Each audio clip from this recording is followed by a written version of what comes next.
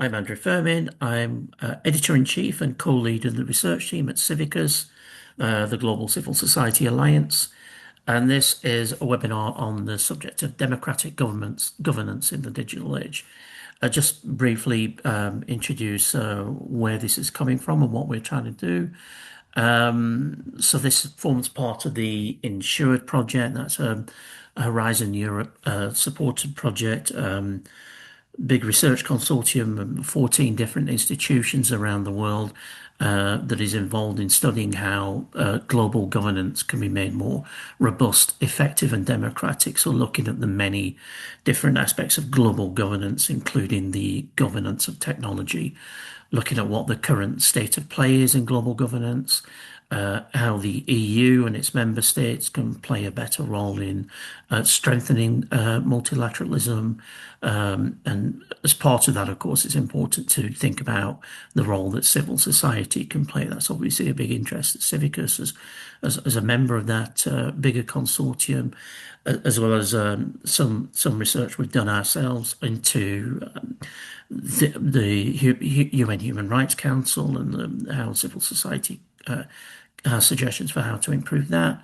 We're also involved in this webinar series, of which this forms a part, trying to take the Insured project research into the civil society world to try to understand how all the research findings of the project can lead to strategies and guidance that civil society can draw on, how civil society can be involved in implementing and taking forward the ideas that are coming out of this, and what civil society thinks about the research. So this is the latest webinar where we're doing that, looking particularly at this question of digital governance. This is perhaps the area where there are some really notable gaps between the pace of the development of technology and the global rules and regulations and guardrails that haven't managed to keep pace with those developments. Where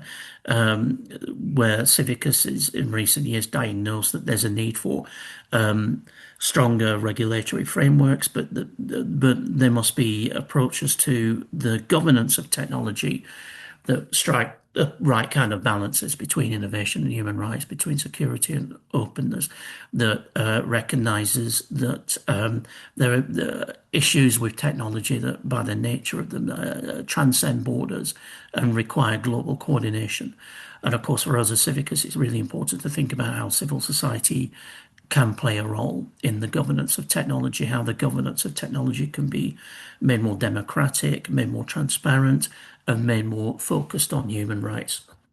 So that's what we're going to do in this webinar today. We're going to look at digital governance frameworks and how civil society, democratic values, and human rights can be at the center of that conversation. We got an array of panelists that have been involved in various strands of research as part of the Insured project here. Just going to introduce them briefly. We got Wade Hochstill from the Global Public Policy Institute, working on an array of technology-related topics, including AI, cybersecurity, and disinformation. He's authored a report on global AI regulation, looking particularly at the Council of Europe's Framework Convention on AI. So this big important subject of AI that we're all grappling with right now. We'll hear from him about that. And then there are a couple of colleagues from the Istituto Affari Internazionali. We have Federica Marconi, who's at the University of Roma Tor Vergata. She's the author of an Insured report on regulating cyberspace, UN consensus building in a fragmented digital world. So looking at the development of governance frameworks at the UN level, and her colleague in that institute is Matteo Bersi. He's a researcher in the multilateralism and global governance program there, and he's particularly looking at economic governance framework of the European Union, cryptocurrencies in particular, an issue I'm sure a lot of us wish we understood a little better than we do. So he's the author of a report on the shifting sands of cryptocurrency regulation as part of this project. And then we have Esther Meester. She's a head of democracy at the European Centre for Not-for-Profit Law, looking at in charge of their work on strengthening vibrant participatory democracies, bringing in expertise on issues of freedom of association and the right to participation. And finally, Nadia Chacha, whose name I haven't at all pronounced as well as I did before the start of this meeting. She is at the Research Centre for Digitalisation, Democracy and Innovation at the Brussels School of Governance, and a member of the European Dialogue and Internet Governance Secretariat, speaking particularly on youth perspective, youth activities and youth participation in internet governance. Obviously very important in recent years. We've seen Gen Z in particular using the tools provided by technology, using social media to organise, to mobilise and speak out. So it's really important also that the young generations are involved in setting the rules of governance around the technologies that they've been using as part of their activism. So really interesting panel. A lot of expertise in the room there, and we're going to turn now to the first part of this webinar, where Federica, Matteo, and Wade are all in turn going to present briefly on their findings from the reports they've authored as part of the Insured project. So over first to Federica, please. Hello, thank you, and hi everyone, and thank you for the invitation and for organizing this event. I'm going to share my screen. Okay. Can you see it? Yes. Okay. All right. So, as mentioned before, I was the one who wrote this report on cyberspace and governance of cyberspace, and I'll briefly present some of the key findings. First of all, I would introduce what cyberspace is, and why is it so relevant when we talk about how to build global governance in the digital domain. We can say that cyberspace, it has emerged as a central domain for global governance due to its dematerialized and transnational nature at the intersection with multiple established policy areas. Here we have observed two contrasting trends, which have already been mentioned by Andrew in the introduction. So on the one hand, a strong demand for shared rules that are robust to deliver effective outcomes, but also flexible enough to address evolving challenges. And on the other, growing competition among states, reflected in their attempts to shape rules to their advantage, and therefore they're being often reluctant to commit. Although efforts to regulate cyberspace are unfolding at multiple levels, we have examined two main UN platforms, so the Open-Ended Working Group and the Internet Governance Forum. They represent two very different models, as the Open-Ended Working Group is a state-led multilateral negotiation forum aimed at consensus-based outcomes among all UN member states, while the IGF is a multi-stakeholder platform designed to foster dialogue, but also exchange best practices and build a shared understanding of the main challenges, but also possible solutions without producing binding decisions. Both processes, as you can see from this slide, have evolved over time.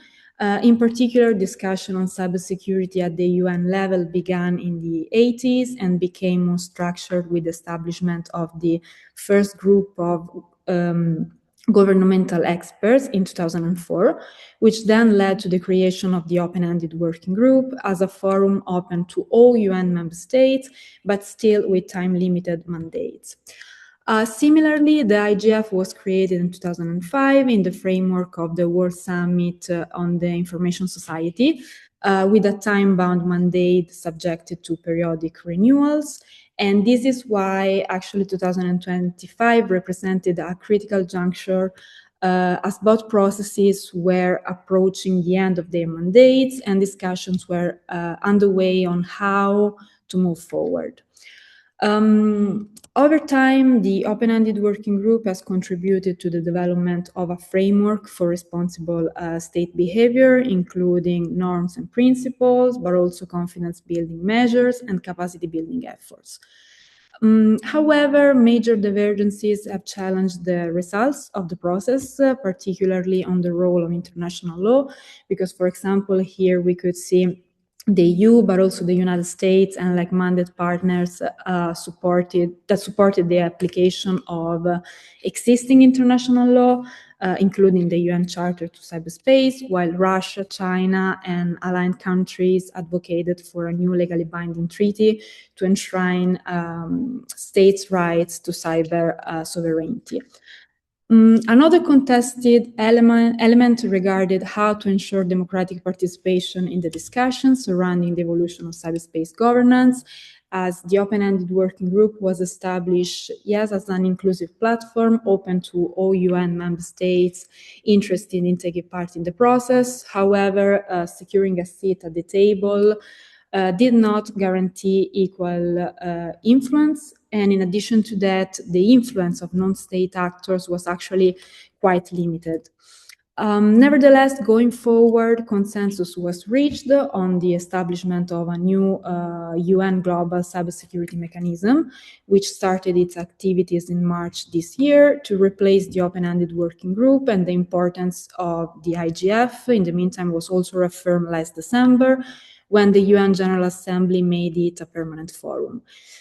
So to conclude this presentation, I would say that overall these developments reflect the efforts to institutionalize cybersecurity dialogue, ensuring greater continuity and coherence through a more stable and sustained multilateral framework, highlighting also the continued effort of the European Union to promote a rule-based approach to cyberspace. However, with current strains on multilateralism and persistent divergences in national interests, uncertainties remain.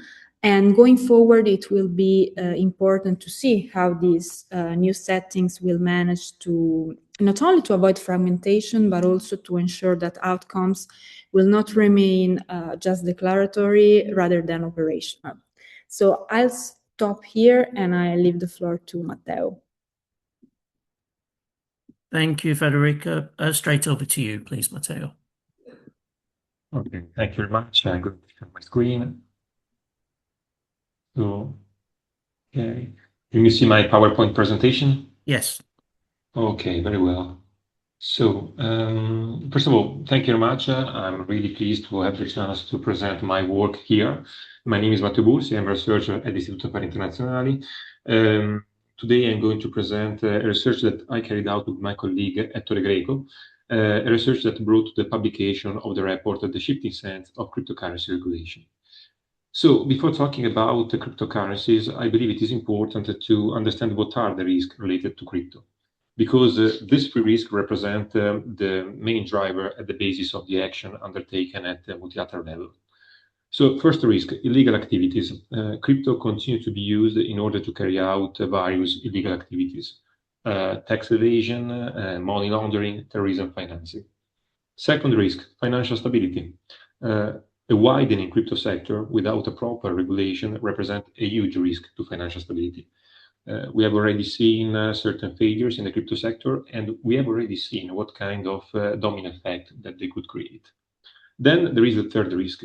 We know that many crypto continue to work on the basis of the proof of work mechanism.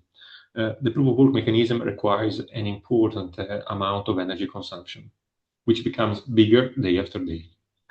So, in light of these three risks, in the past 10 years, we could say since the moment in which policymakers realized that crypto was no longer just a niche phenomenon, in the past 10 years, multilateral fora started to do something regarding crypto. In our report, we have taken into account the action implemented by three multilateral fora: Financial Stability Board, Financial Action Task Force, and Basel Committee on Banking Supervision. The rules adopted by this three organizations are soft law instruments. So we're talking about recommendation and standard.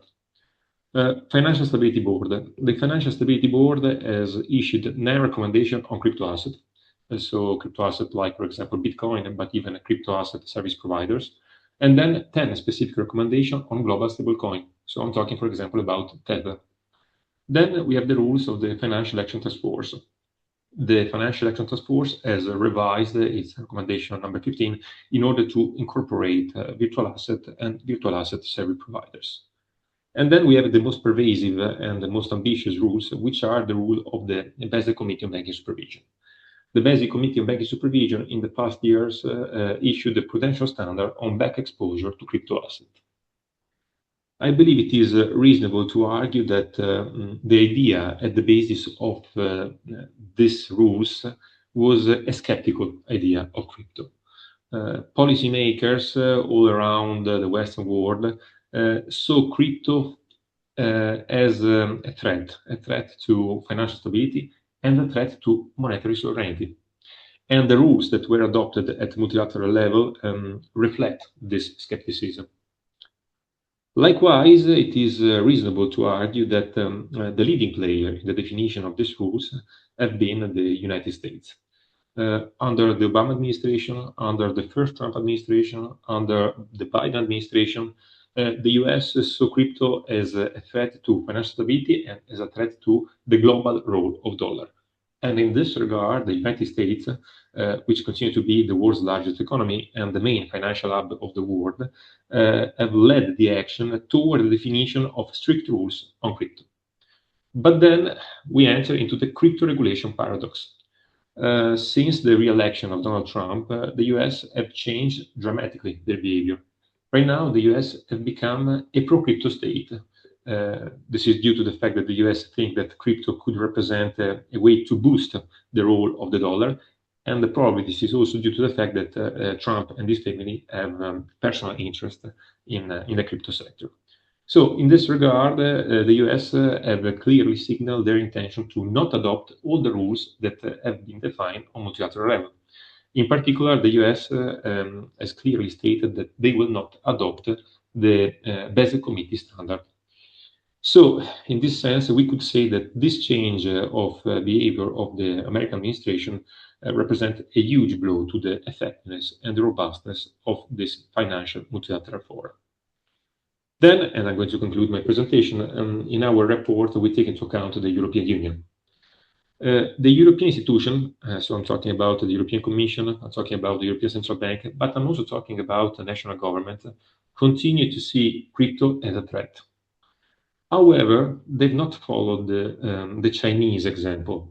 China has banned crypto. No, the EU has preferred to regulate crypto in a strict manner, following all the norms that have been deliberated by multilateral fora. So in this regard, in the past year, in the European Union, there was a redefinition of the anti-money laundering and counter-terrorism financing rules in order to encompass payments made in cryptocurrencies. There was the definition of a transitional regime concerning the banking sector exposure to crypto. And in this manner, the EU has received the rules that were defined by the Basel Committee on Banking Supervision.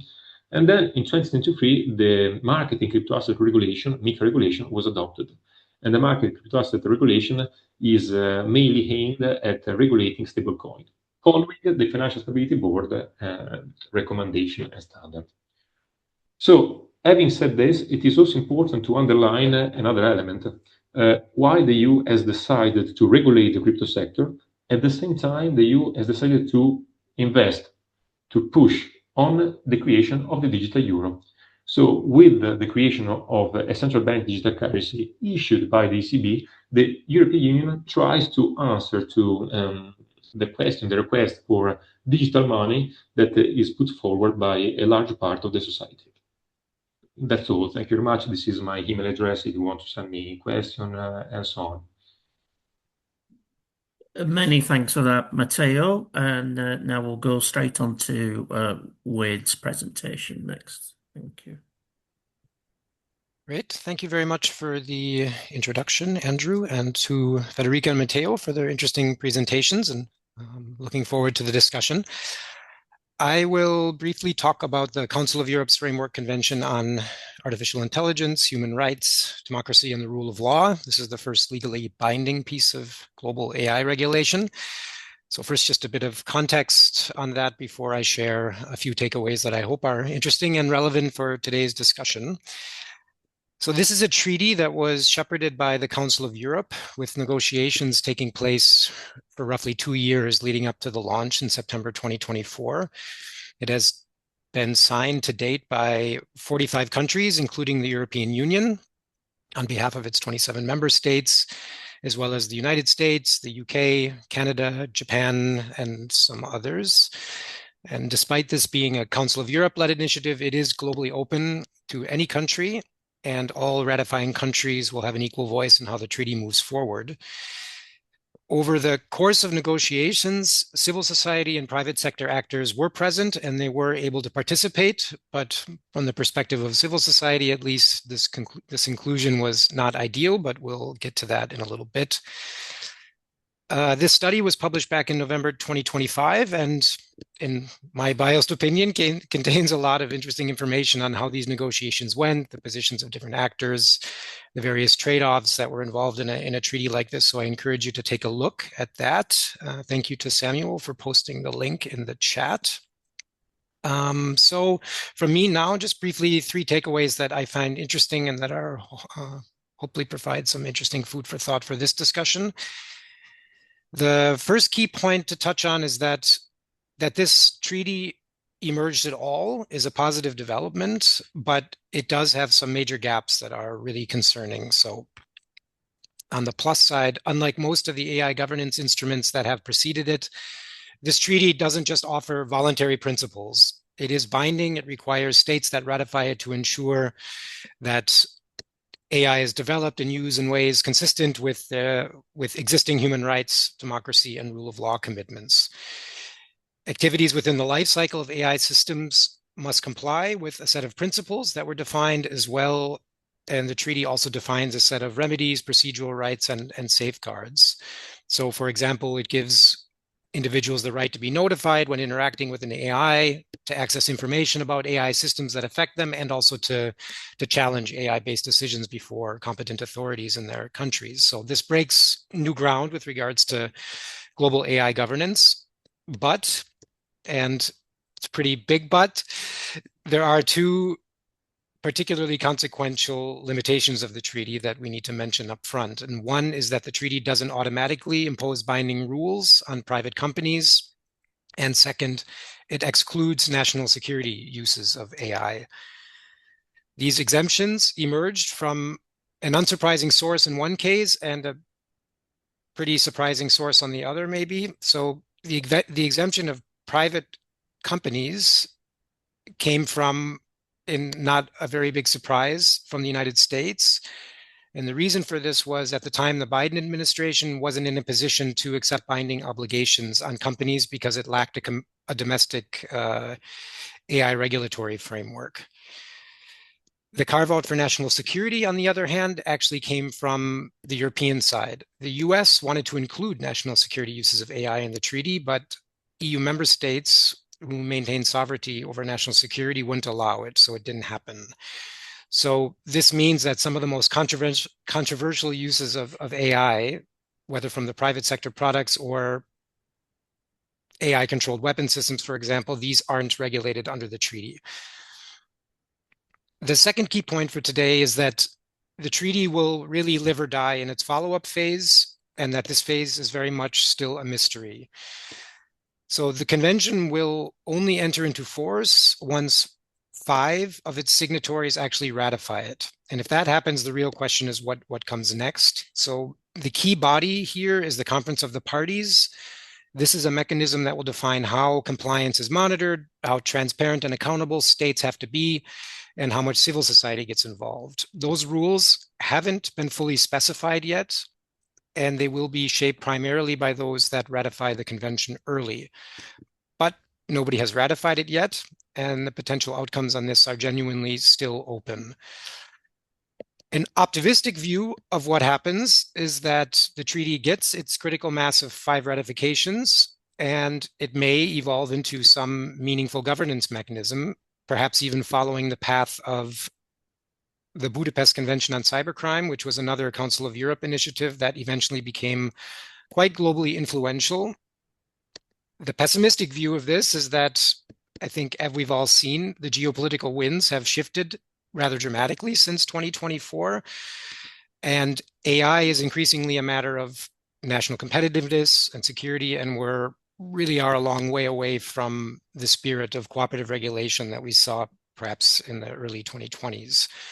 So while we can celebrate to some extent that a treaty like this emerged in the first place, there is a real possibility that it remains a largely symbolic framework. And my third and final key point, civil society was in the room for negotiations, but its impact was quite limited.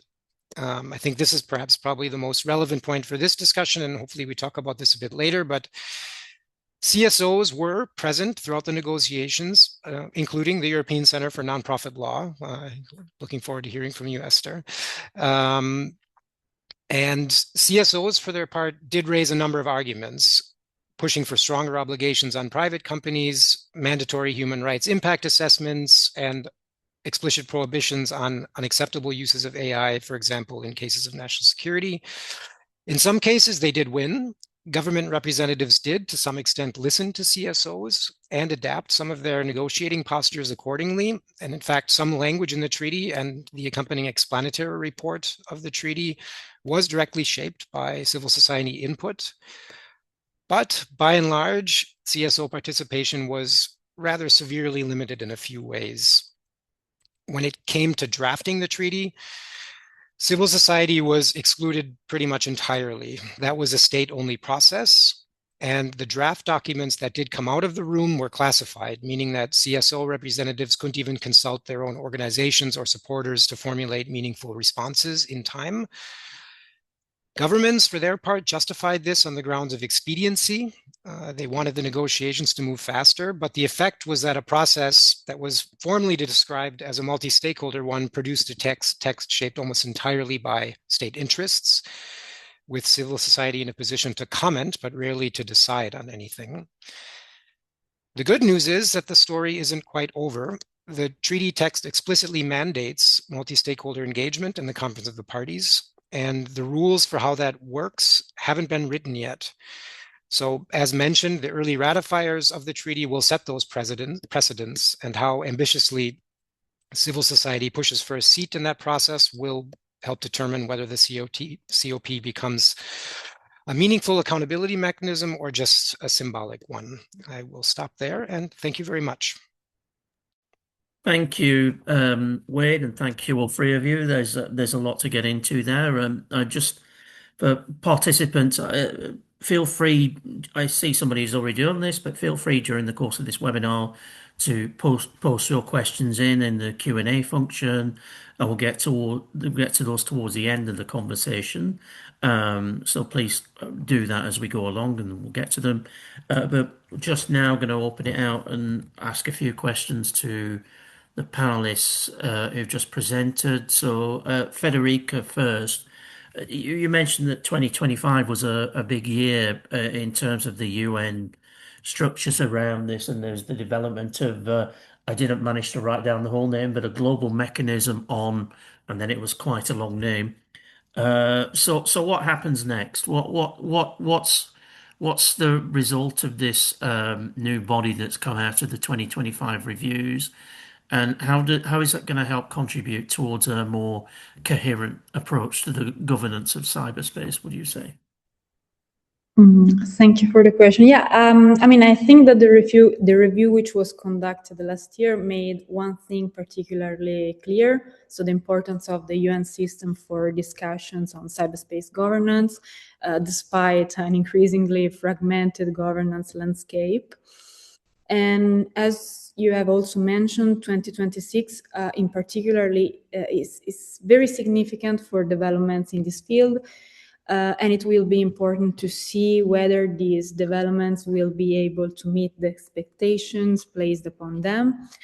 So talking about the UN global mechanism, so For the first time, we now have this permanent single-track framework that moves beyond the fragmented and time-limited approach we had in the past, which was considered no longer sufficient to, also given the strategic importance of cyberspace. And of course, the new mechanism inherits the deep ideological divides among UN member states that has emerged in the past with regard to the application of international law or the interpretation of state sovereignty in cyberspace. But in terms of substance, I think what is very important is that now we have a focus, that has shifted from norm setting and discussions on norm setting to the implementation of the existing commitments. Mm-hmm.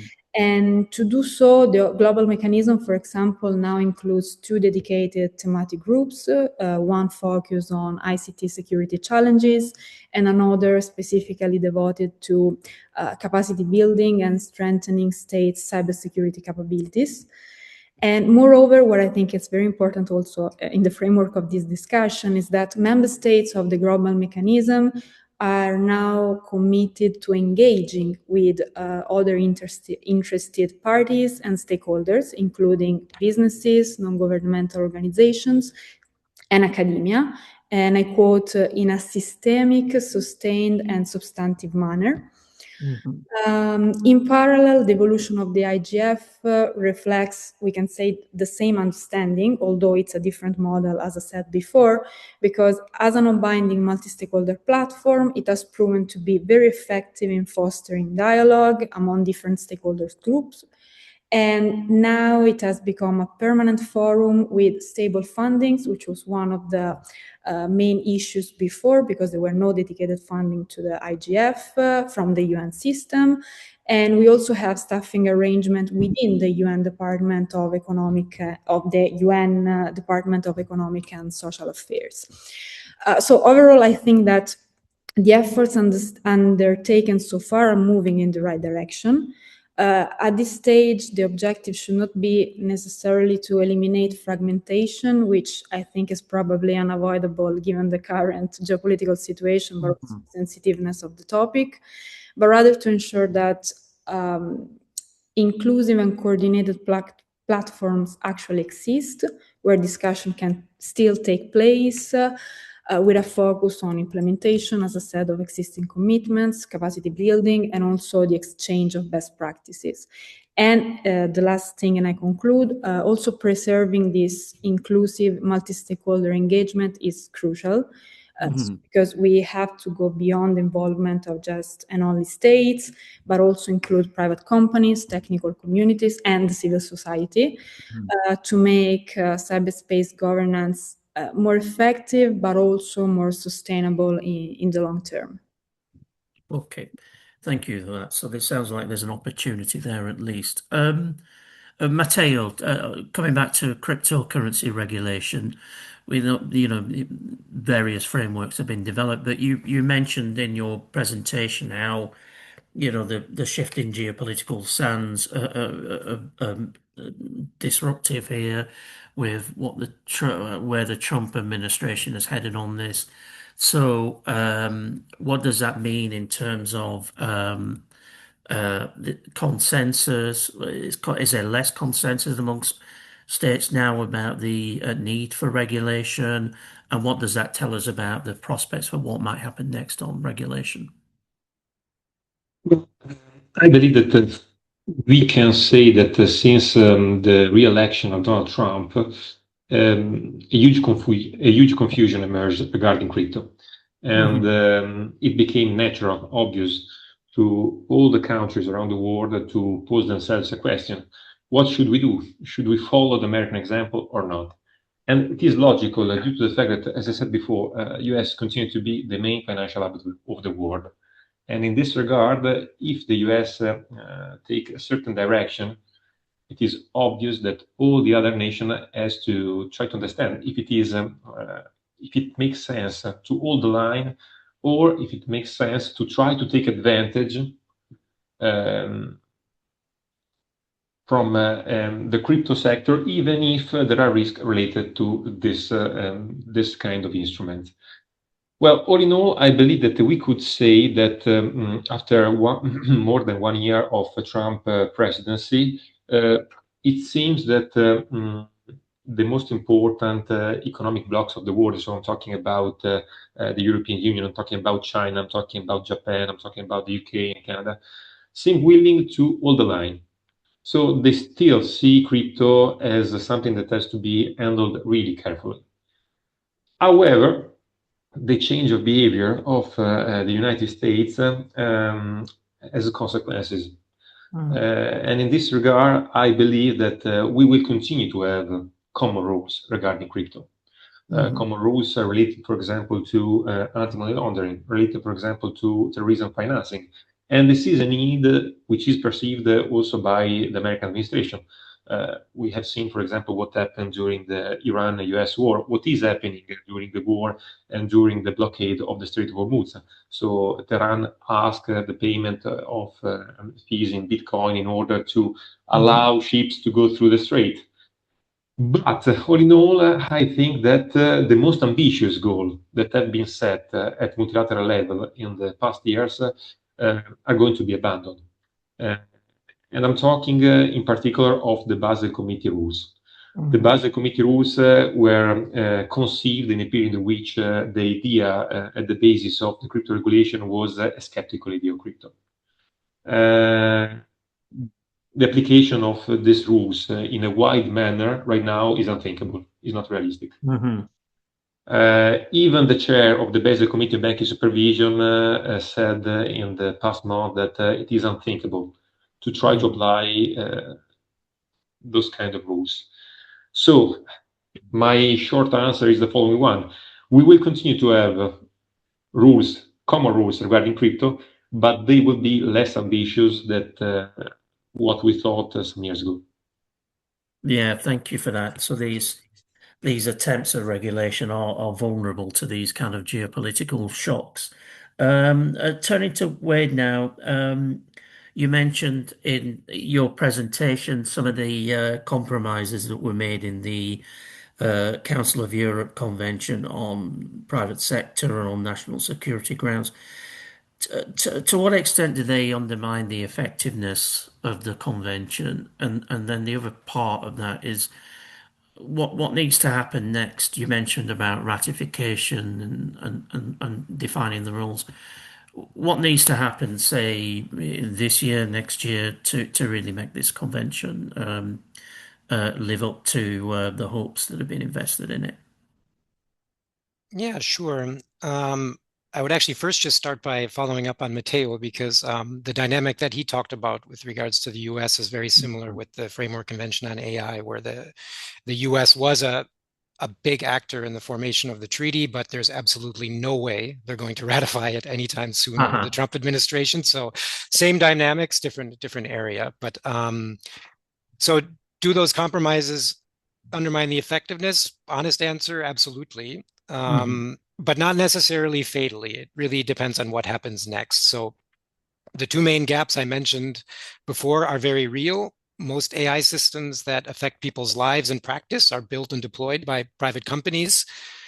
National security is one of the most rapidly expanding areas of AI development, covering issues like surveillance, facial recognition, automated military decision-making, you name it. So, of course, a treaty that exempts both of these areas by default has carved out precisely where the risks are highest. And civil society, for their part, was absolutely right to flag this in the negotiations. That said, the picture is a bit more nuanced than a simple "the treaty was gutted" narrative. A few things do partially offset these gaps. On private sector regulations, for example, states must declare their position when ratifying. They can't just silently exempt companies. Private sector risks are explicitly acknowledged in the treaty text, and also private sectors that are working on behalf of public authorities are covered by default. On national security, the treaty does include language stating that exempted activities must still be conducted consistently with international human rights law. So that's codified in the treaty. And granted, these are thin safeguards, but they're not nothing. So you asked about what needs to happen to avoid this being a missed opportunity. I would say three things.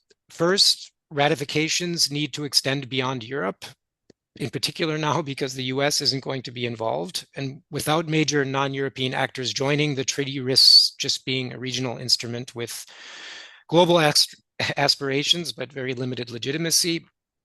And second, clearly, domestic implementation needs to be taken very seriously. The treaty's principles are really only as strong as what states actually put into national law.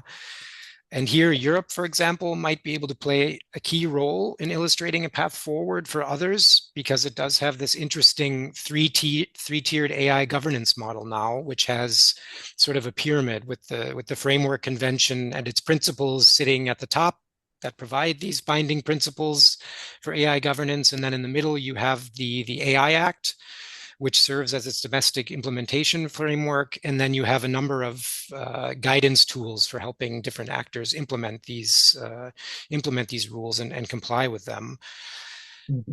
Third, and finally, as mentioned already, the Conference of the Parties just needs to be designed ambitiously. That means transparency, it means meaningful civil society participation, real accountability mechanisms for reporting back on what you've done. And I think a well-designed COP could partially compensate for these weaknesses and maybe even strengthen obligations over time. Thank you. Okay, thank you for that. Now let's broaden the conversation out a little. We've got a couple of panelists who haven't had a chance to contribute yet. So, Esther, I'm going to come to you from your perspective of civil society participation in the development of this Council of Europe Convention. We already heard a little about this, but from Wade, but can you expand on the extent to which civil society was able to participate in shaping this convention and what that means in terms of how the convention's turned out in its commitments to human rights and democracy and what it's possible for it to enforce in these respects?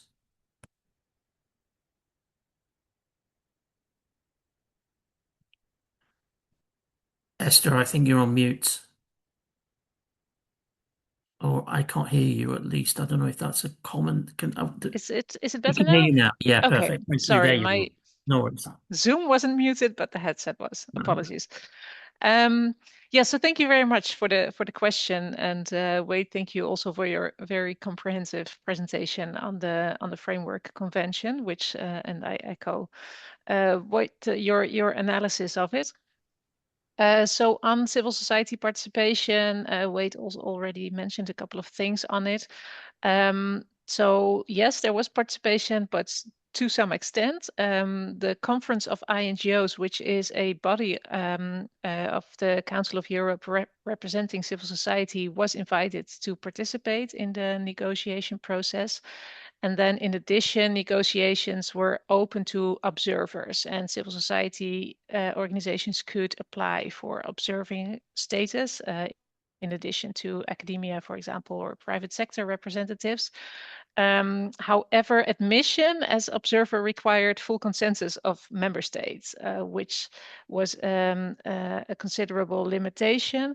Actually, there are some cases of civil society organizations, human rights organizations that were declined, and it was not disclosed which states objected to them becoming an observer. My organization, the European Center for Not-for-Profit Law, was appointed as the expert representative of the Conference of INGOs to the Committee on Artificial Intelligence, the committee that was tasked with the negotiations. So what we did, we coordinated our position, our interventions with other civil society organizations, member of the steering committee on AI. And as Wade already explained, a very important challenge was that when the negotiations started, some states asked for the creation of a separate drafting group that was open to state parties only. So the draft texts were discussed behind closed doors, and then proposed texts were shared ahead of plenary discussions just a few days in advance, leaving very little time for formulating positions And also because the negotiations took place behind closed doors, we didn't know the position of individual member states. We didn't always understand the rationale behind certain draft texts. So that made it very difficult to have a meaningful contribution. So yes, there has been participation and there has been some success, but not to the level that we had hoped actually to meaningfully participate and provide input on fundamental safeguards for fundamental rights. So Wade already elaborated on the limitations of the convention, the exemptions of national security and defense. The fact that it doesn't automatically apply to development and deployment of AI by private sector actors. And then I would like to add the quite general language in many of the articles. So based on principles, statements of intentions, etc., and no very clear-cut direct obligations or acknowledgement of rights. There are exceptions. So for example, Article 16, which establishes an obligation to conduct impact assessments, which is a result of civil society organizations pushing for that. But this high level does make it more difficult for implementation and enforcement. So I'll stop here. Thank you for that. And now, if I can come to you, Nadia, looking more broadly at this question of participation and looking at the digital governance processes in the EU, at the EU level and beyond the EU, to what extent would you say civil society is being meaningfully included and assuming there's always more inclusion possible, what changes do you think are needed in participation structures to enable greater participation? Thanks for the question. I think that there's kind of several components. So instead of an answer, I'm giving food for thought. To quickly look at meaningfully included, meaningfully in the literature has really a wide variety of approaches. So that's been a list of values or principles. So we see, for example, at the UN level, a lot of reports on meaningful participation through principles and how that needs to be structured. There are criteria for implementation that you will also see a lot reflected at the Council of Europe. But there's also a lot of scholarship that is promoting multi-stakeholderism as a meaningful process to align with multilateralism. But also you see, especially with youth, that meaningful is considered a feeling that they feel things are not meaningful when their voices are not heard or not being included, etc. And that realigns whether or not that's a principle and a criteria of implementation or a meaningful process. When you then also look at included, are these organizations not including members in one way through this concept of meaningfulness? Or are there certain processes members are not aware of? And perhaps that is both. But for example, the EU is most really visible on lobbying, and that is always not accessible for a variety of different reasons.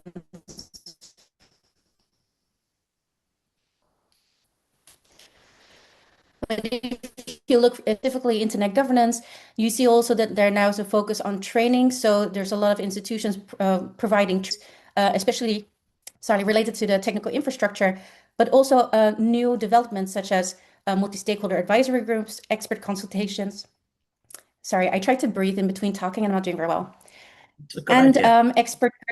Yeah, no, I want to say a lot, so then I stop and forget to breathe. What I find a really interesting thing now about civil society participation is Microsoft Teams. There are not a lot of Teams spaces. There is a team space for empirical evidence in policymaking, one for citizen science, the EU Digital Education Hub. And they're really accessible. You have to go through a process to sign up, but it's really a if you know kind of situation to be able to participate in these spaces and have direct access. In general, internet governance is really considered a lab. So when it comes to these governance processes, you see still that a lot of these processes are in current development.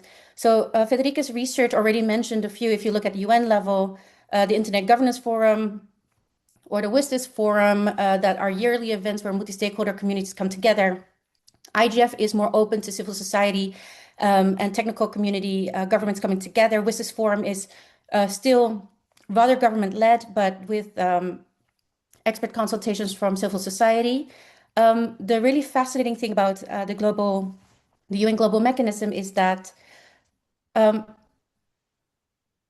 lot of what you now see is participation has to be from either member states, ECOSOC, but for about 10 days, you're able to sign up as a civil society organization independently. But once you have been accredited or not accredited, you can only do this once every 5 years. An issue developing, you can't then randomly sign up to contribute to the process. So in my research, I found that a lot of problem-driven or advocacy groups on civil society topics, they only last for 2-3 years to address a particular issue, and they can't actually contribute. And then you see then WSIS plus 20 and GDC having consultation processes that are continuously changing, where they are actually asking for stakeholder interventions, contributions in written and verbal form. And those are different processes that are continuously developing. So I do see civil society taking a more active stance and ability to participate. But to access or to be part of those interventions is a if you know situation. The timing is only usually 10 days, 2 weeks. The longest, I think, was the Global Digital Compact, which was about 1.5 months for you to contribute something. The Global Dialogue on AI Governance is currently asking for consultations, and that's also been approximately a month, and looking at a couple of extensions. So civil society participation is developing and is continuously developing, but how we are actually providing that access is in two ways, whether or not they are capable of promoting that, but also civil society being able to access other partners that can provide them with that type of information. Thank you. Yeah, no, I mean, that sounds similar to the challenges, lots of the challenges we see about civil society participation, about that, if you know, challenge and the challenges around gatekeeping that we see in a lot of places. So that's interesting to hear. Coming back to you, Wade, thinking about participation, the level of which states are involved and which aren't. You've mentioned like the heavy role of EU states, obviously the changing role of the US in the process, but other regions may be underrepresented. What are some of the challenges around representation outside the global north, and what are the challenges that presents for the Council of Europe Convention around global standards if those regions in the global south in particular aren't represented? Yeah, it's a good question, because the treaty does have a genuine legitimacy problem for a few reasons.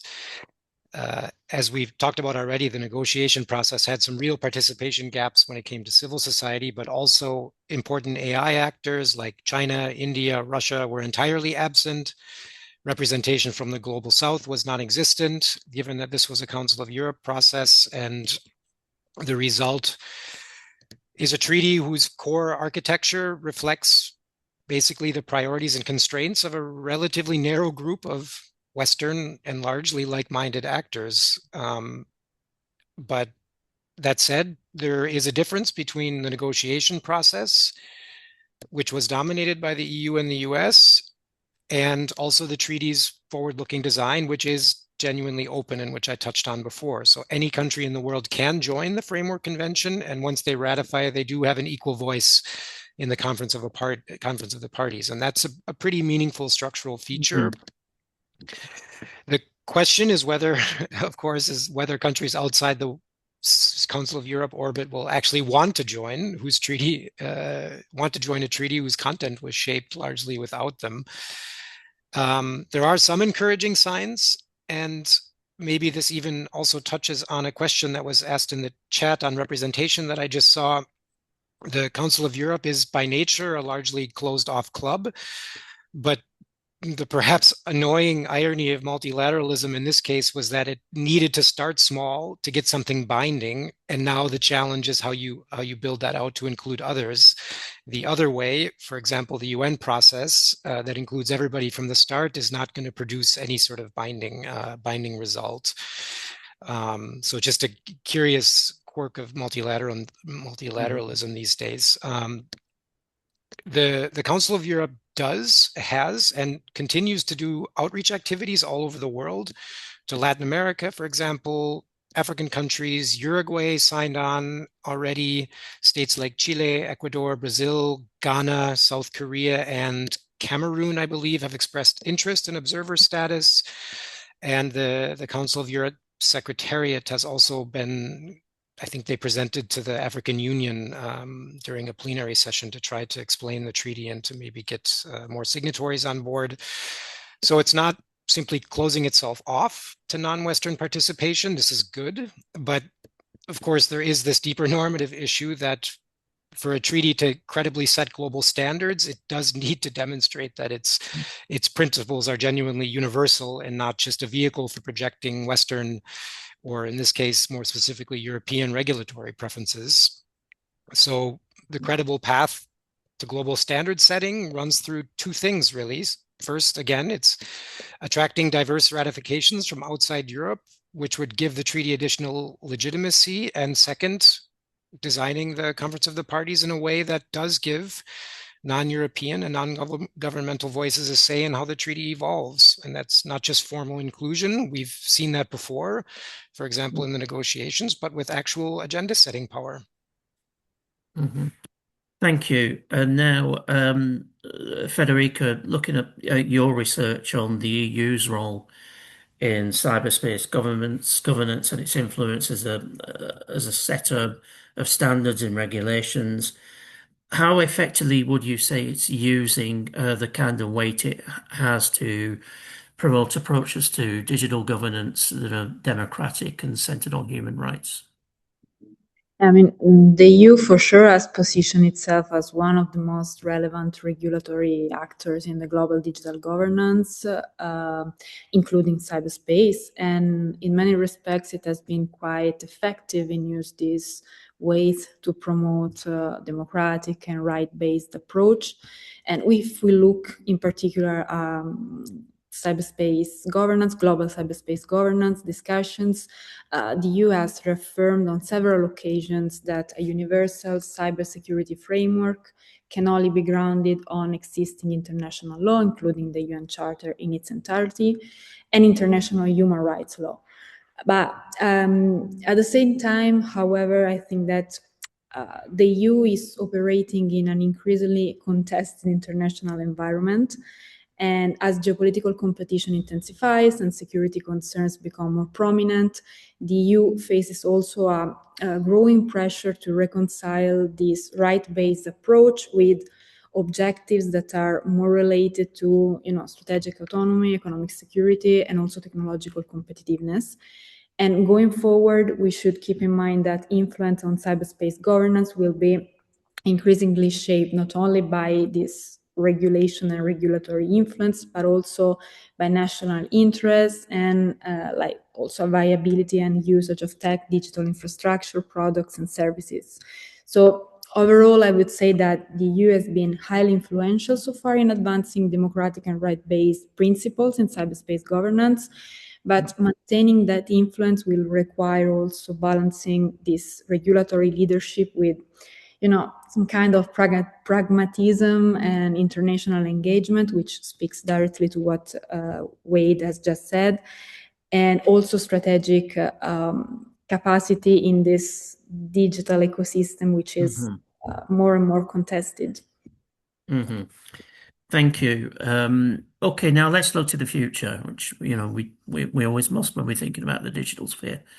Going to come back to you, Esther, and look at this tension we see identified in the research between national and regional frameworks and the need for global coordination.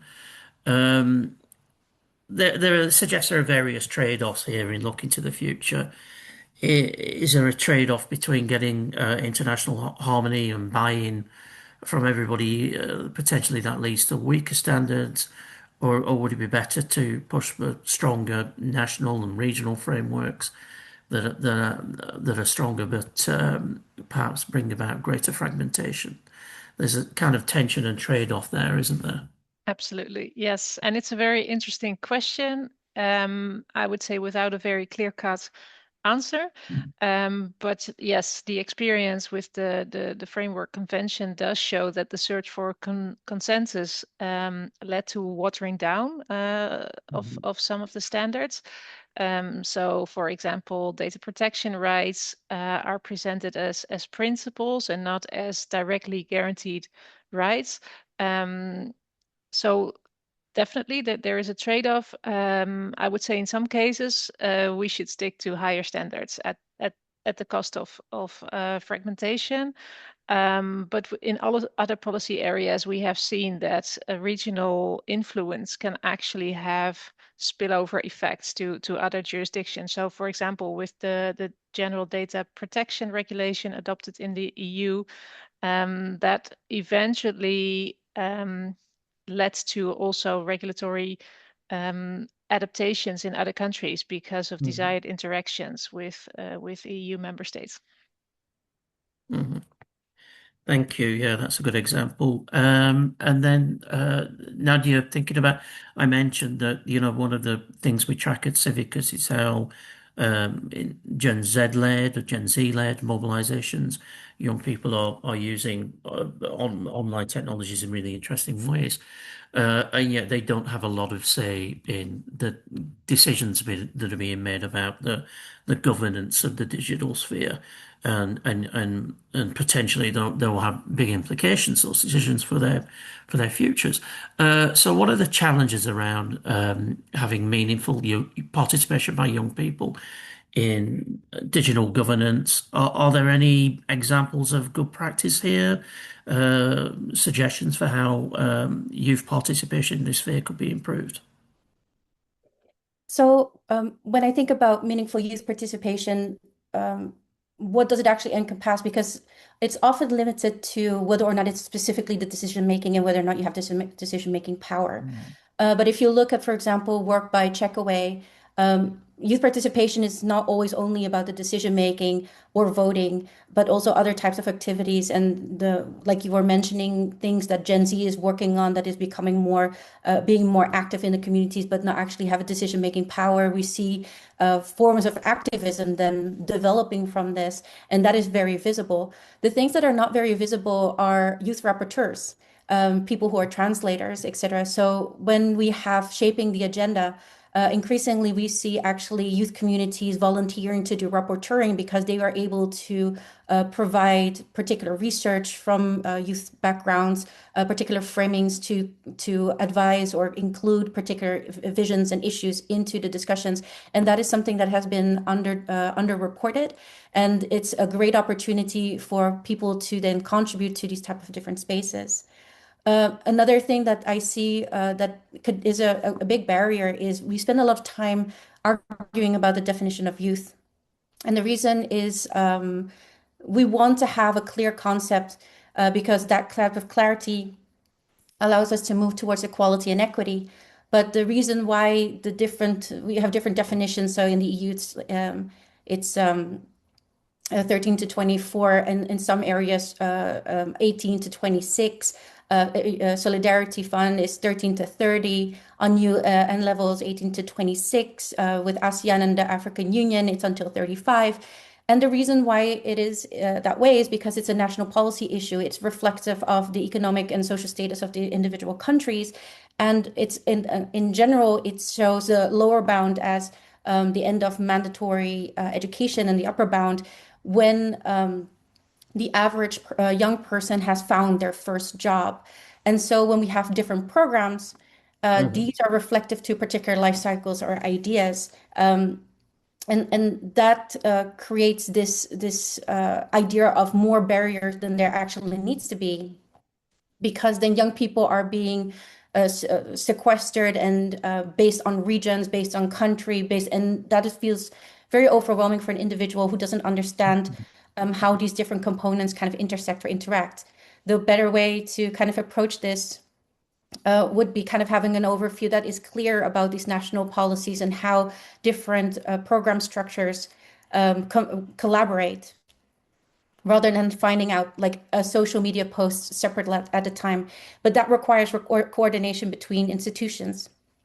And that has been something that is not been very clear, but we see that happening more and more through UNGIS, so the UN group that comes together from all the different UN institutions to work on the WSIS action framework.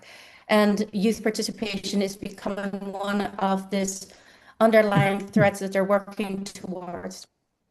So coordinating that with the Global Digital Compact principles, that allows us to kind of further develop overcoming barriers through this institutional conversation.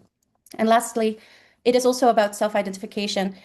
Young people sometimes feel that they can't contribute to youth because they don't fit the idea of youth. So, for example, young men who go to the military, when they come back from military, they don't consider themselves youth. Young parents ages 21, 22 don't consider themselves youth when they have a youth, even though some of the upper bounds and programs are developed for you because you don't self-identify, you don't belong. And then you see an entire group of young professionals fall away from this participation mechanism. And that concept of self-definition then is sometimes also depriving from actually accessing opportunities. And we just need to be open to express that we do provide mentorship that allows us to take up on these opportunities. And increasingly, mentors have been pushing younger people, but that's, again, something that we need to collaborate together with institutions and individuals to promote these type of opportunities. Thank you. Yes, lots of good advice on participation there and how we can improve it. And then Matteo, coming back to the cryptocurrency issue, in your report you talk about the need for the EU to deepen its engagement with states around the world that are committed to kind of global cooperation on regulating cryptocurrencies. But you've obviously also highlighted how the US is increasingly forging its own path under Trump. So where does this leave the hope of common standards? What will this mean in practice?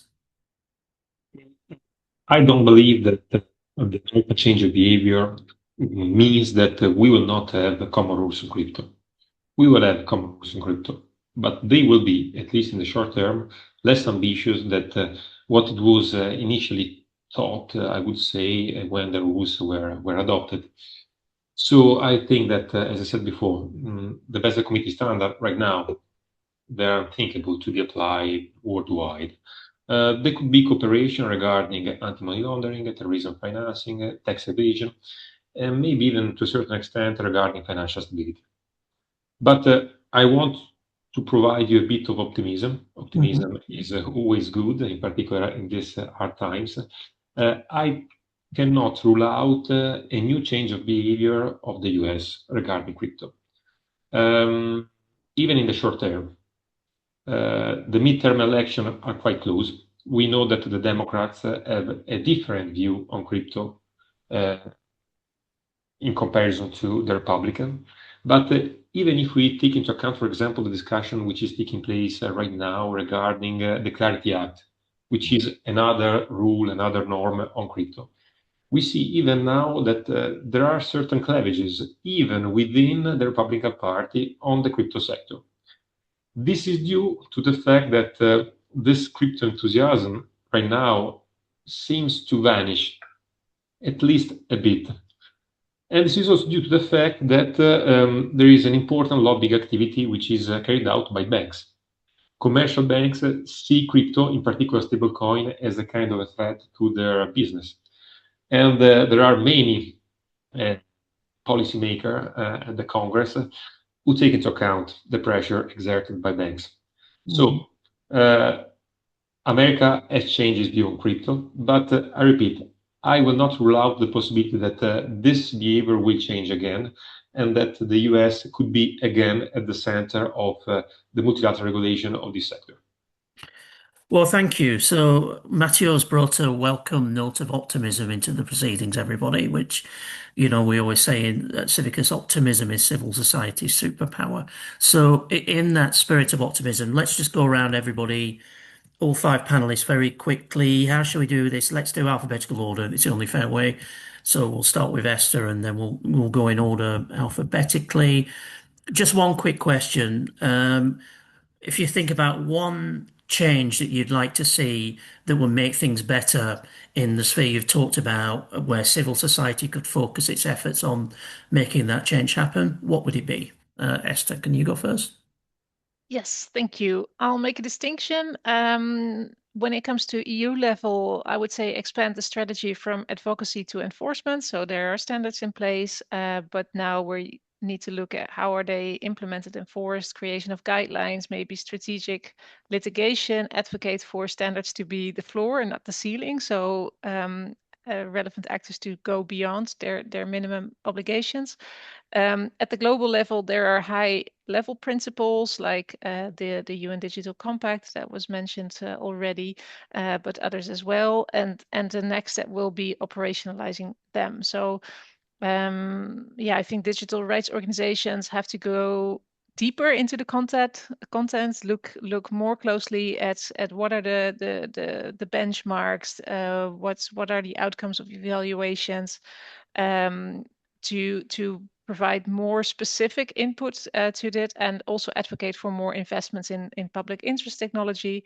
There's a lot of resources for private interest development, and builds global coalitions with civil society or among civil society organizations from different parts of the world, also to ensure that the needs, the challenges faced by global majority populations, and I see some of them are mentioned in the chat, are also addressed, and tools are also tailored to such realities.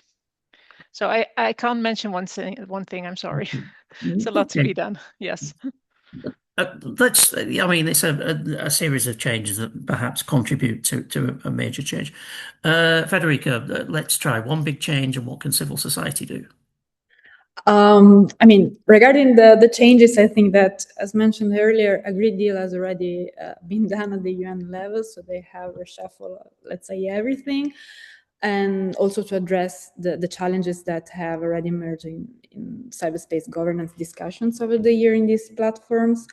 But at the same time, also to answer a question I saw in the chat, and maybe on this I'm less optimistic than Matteo. I think that at the same time, the risk is real that the global mechanism could become another discussion-heavy diplomatic platform with limited operational impact. Because, even if the mechanism is designed to address the shortcomings of previous frameworks on paper, then the most important factor will be how states actually engage with it in practice.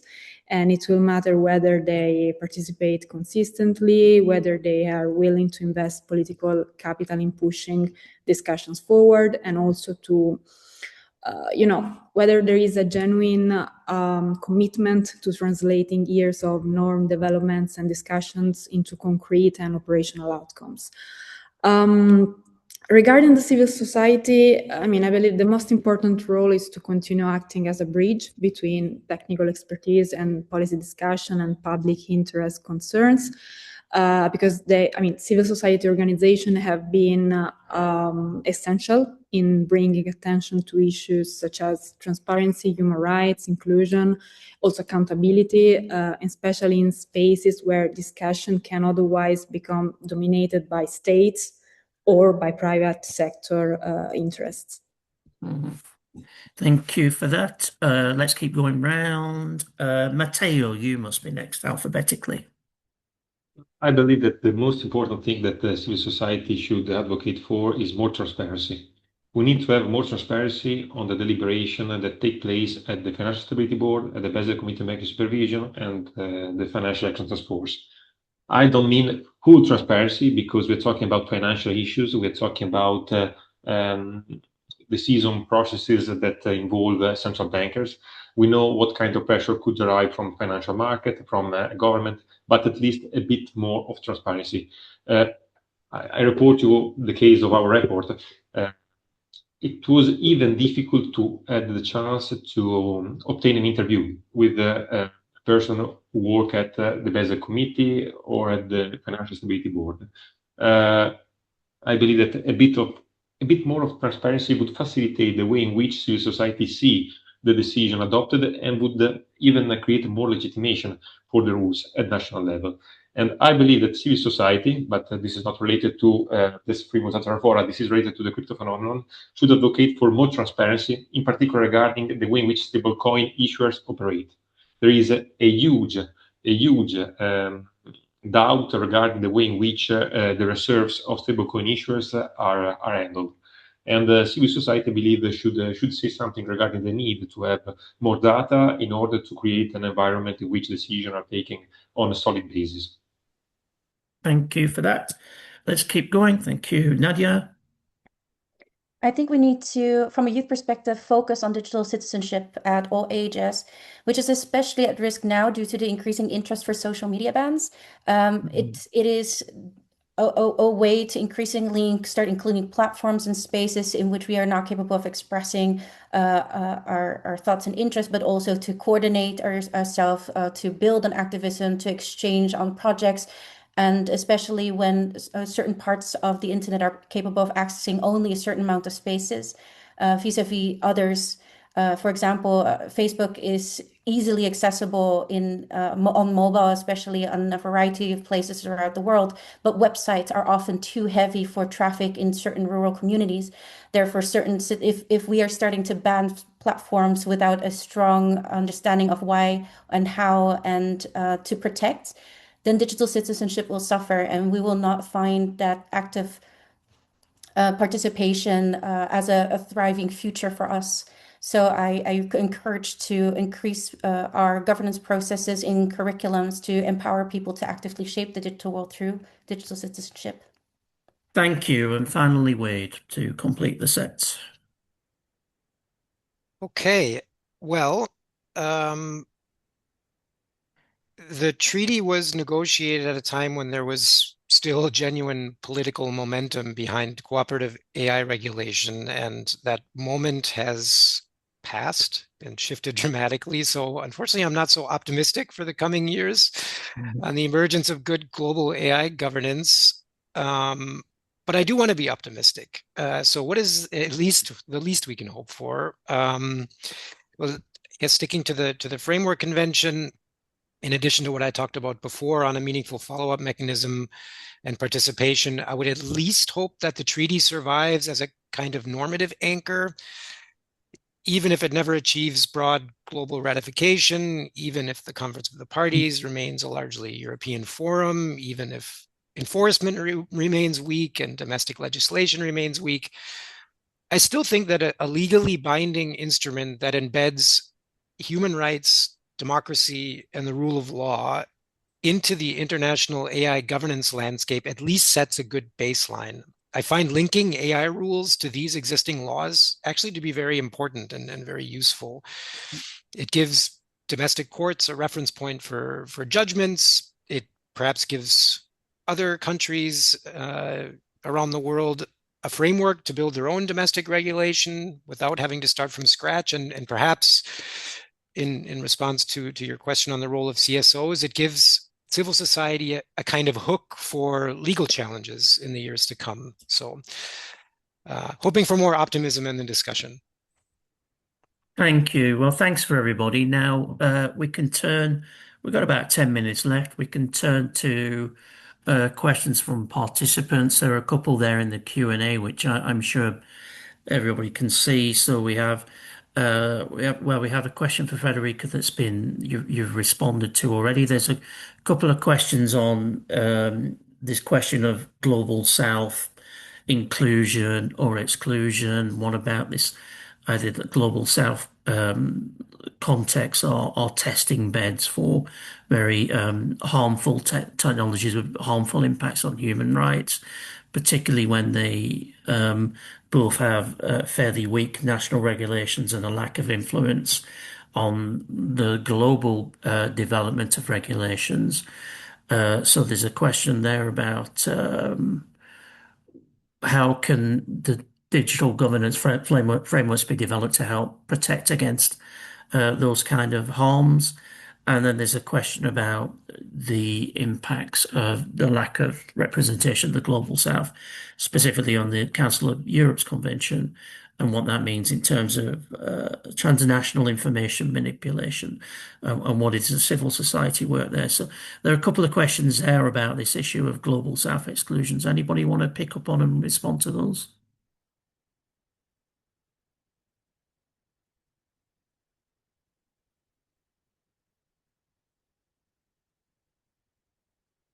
They are quite difficult questions to answer, aren't they, in quite a short time? Uh,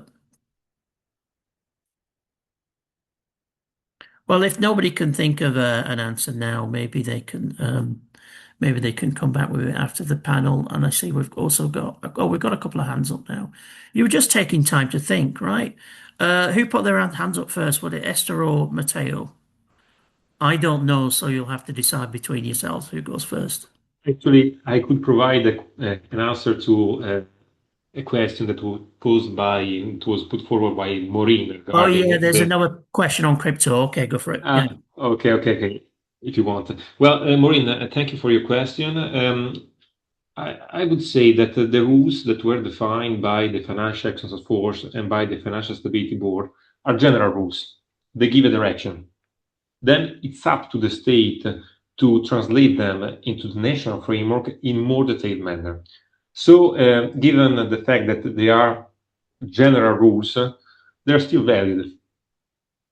The more stringent and the more pervasive rules, as I said before, were the one defined by the Basel Committee.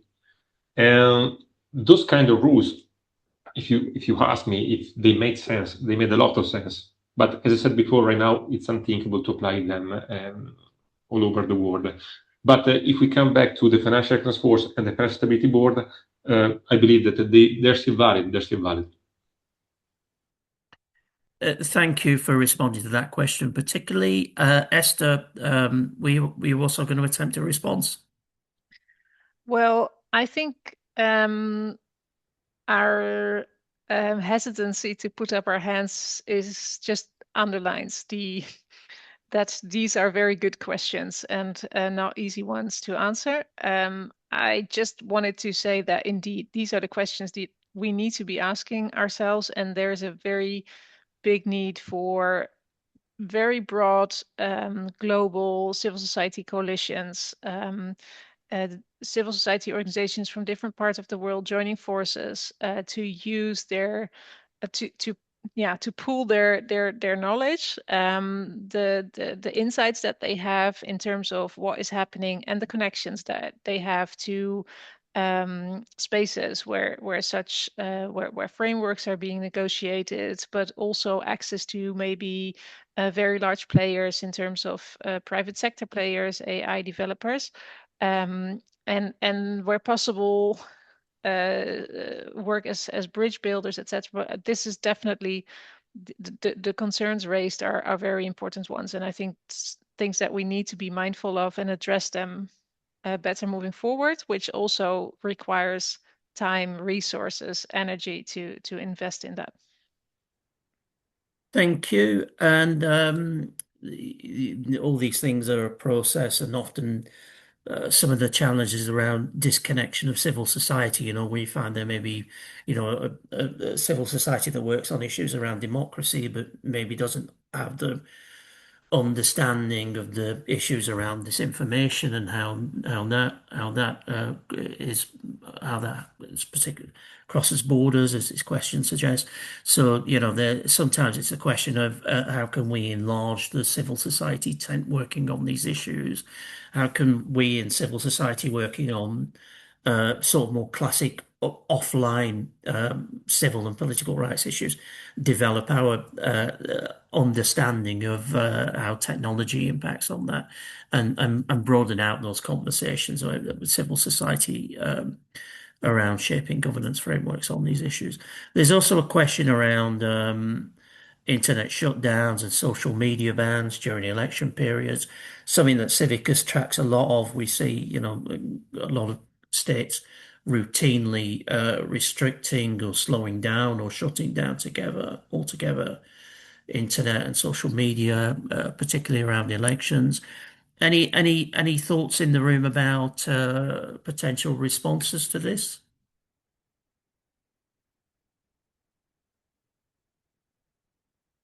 I mean, I can only say what we tracked at Civicus on this is um, the need to have, like flexible emergency response funding for civil society in these contexts, a lot of ability for people to use VPNs, which can also be problematic because some states are now criminalizing VPN use, and but there's also about making sure people can afford to use good quality VPNs and things like that. So there are challenges around.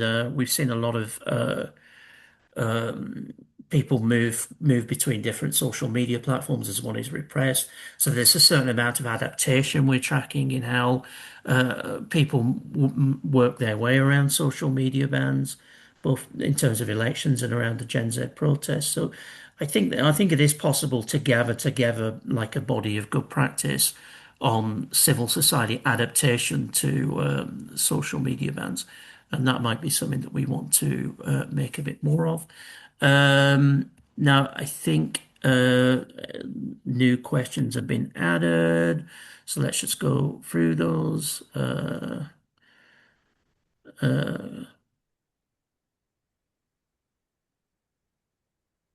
So there's this question about whether it's a question of playing the game with private companies or of trying to play governance framework. So this is what trying to influence companies on a company level versus trying to push for better governance frameworks. Is that an issue anybody feels they want to speak to? I feel like I'm putting people on the spot a bit here, and I don't like doing that.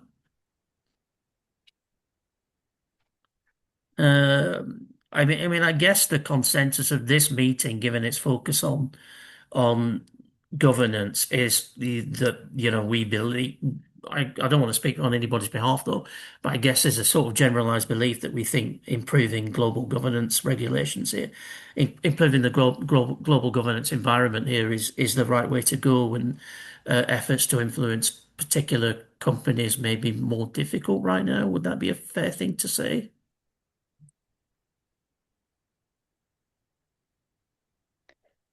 If I then might chime in when Please. I think about the US. Yeah. When I think about the US domestic digital policy, so say, for example, a lot of conversation about digital sovereignty that we're having kind of in the EU and in a variety of different other spaces, and the need to have kind of our own infrastructure. If we then think about the US, if you consider them the hegemon, they don't need digital sovereignty because they already have it. They already have this idea of investing into their values and building that relationships with their community, and then providing this particular ideas of how to develop their markets. So, for example, if you look at how they import a lot of technological knowledge into Mhm. places like Silicon Valley, etc. But at the same time, if you're familiar with, I really don't like the acronym CFIUS. They're a body and they look at foreign investment of other countries into American products. And they have been very, very strict on what kind of companies and what kind of values are then are used to kind of be maintained in the market. This is not recent. This is already a policy for a very long time. But we see, for example, with the most prolific topic that is raised at this moment in time with that body is TikTok, the acquisition of TikTok or having an American TikTok. And so we see that the US has a particular principle and framing that has developed over time about the management of their domestic digital policies and the influences externally. So if you want to look more towards an EU framework, the question that I have is what do you see the different in terms of what you're trying to achieve? The US digital policy very much as a hegemon, providing particular ideas, and the EU trying to establish independency from particular infrastructure frameworks. Are you considering more kind of I want human rights by design as principles that need to be implemented as a structure? Or so that kind of rights-based principles vis-a-vis, if you look at, for example, readings about the four internets from O'Hara, Wendy O'Hall, O'Hall and O'Hara. They talk about the four internets, and specifically they talk about American Silicon Valley market-based issues, but then Washington, D.C. regulatory versus the Brussels rights-based kind of internet. It is about kind of the vision that you see about the type of internet you want to develop, but to interact with U.S. domestic digital policy will be something that is not just solely regulated on the digital policy perspective, but a very financial concept as well, especially if you see how it aligns strongly with foreign investment. Thank you for that. Esther, I see you've got your hand up, so if we can just, you briefly want to chip in here, and then Federica as well, I saw a hand, and then we can wrap up, I think, after this. Yeah, so very briefly, I don't think it's either or. And we've, as an organization, also done a lot of work on financial access and the impact of frameworks that aim to counter money laundering and terrorism financing on financial access of nonprofit organizations, but also different communities. And we do both. So we advocate with governments and policymakers for standards and very specific tailored guidelines, but also engage with banks and financial institutions. But it's important to think of the language that you speak. So how can you get your message across to developers, teams that have different mandates, different focuses? So, for example, what is the business case of including a human rights lens in the whole design development process? What are certain risks for the company, for the product, if you do not do that? So it's again, it's not either or, but and it's important to think of how can you engage with private sector actors. Thank you. Finally, Federica, you're going to have the last word here. Yeah, no, I just wanted to answer the last question on the IGF, a very brief remark. To say that I think that the IGF has really the potential as a space for strengthening democratic resilience globally.